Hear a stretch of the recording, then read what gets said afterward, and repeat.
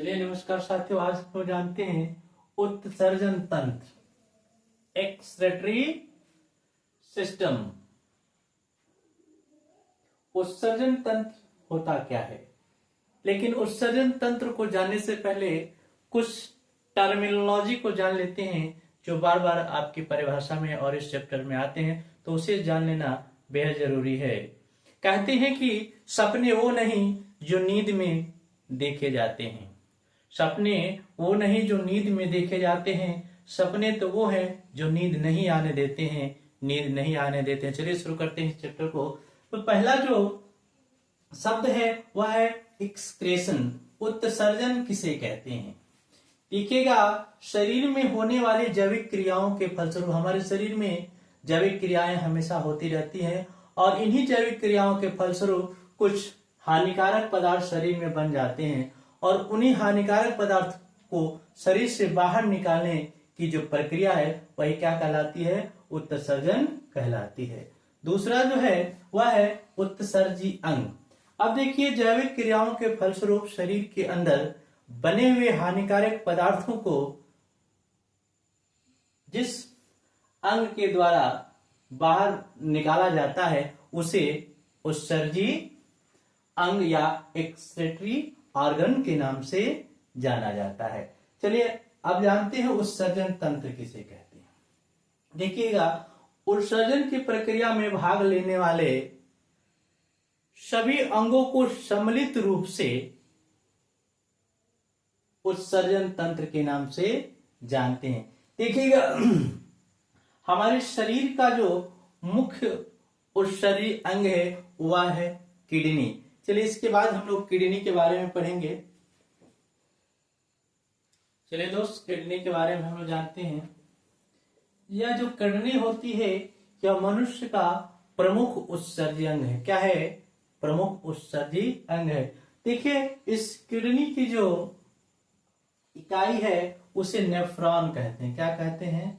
Nephron. तो कभी कभी यह भी पूछ लेता है कि किडनी की क्रियात्मक इकाई क्या है, तो वह है नेफ्रॉन। देखिए, नेफ्रॉन की जो संख्या होती है वह लगभग 10 लाख प्रत्येक किडनी में होती है। कितनी होती है? 10 लाख। चलिए अब जान लेते हैं कि इसका कार्य क्या है। यह जो किडनी होती है यह करती क्या है? देखिए, मनुष्य के शरीर में यह ब्लड को फिल्टर करने का कार्य करती है। क्या करती है? ब्लड का फिल्ट्रेशन करती है और इसके फलस्वरूप यूरिन का फॉर्मेशन होता है, मूत्र का निर्माण होता है। चलिए दोस्त, जब किडनी खराब हो जाती है उस दशा में होता क्या है? किडनी खराब हो जाने से कारण जो ब्लड का फिल्ट्रेशन है नहीं हो पाता है, जिस वजह से जो ब्लड है, जो रक्त है, यह क्या हो जाता है? यह गाढ़ा और मोटा हो जाता है। क्या हो जाता है? गाढ़ा और मोटा हो जाता है। और गाढ़ा और मोटा हो जाने के कारण जो हमारा हार्ट है वह इसे पंप नहीं कर पाता है। क्या नहीं कर पाता है? पंप नहीं कर पाता है, जिस वजह से व्यक्ति की मौत हो जाती है।